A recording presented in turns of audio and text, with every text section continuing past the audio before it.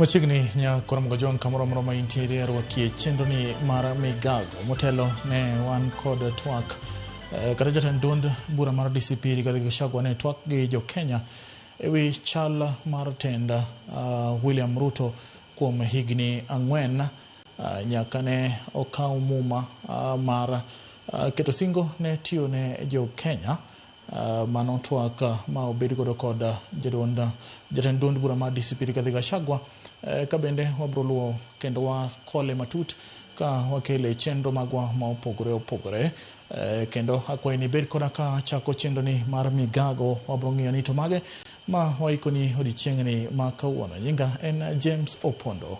Duond bura mar PRM People's Renaissance Movement oketo ayanga kawuono e nyasi mano yuorie gi jotelo mopogore ka makwedo sirikal ka bende ginyiso yie margi ni duond bura ni ema biro konyo golo jatend piny Kenya William Ruto e telo e yiero mabiro kane giwuoyo kinde keto ayanga duond bura no.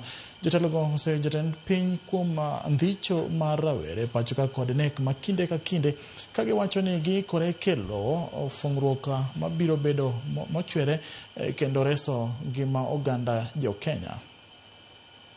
Now being called upon as a generation to rise up with enthusiasm, charisma, courage, and patriotism to do what needs to be done today. And what needs to be done today is economic renaissance. The preamble of our Constitution starts with the word we the people.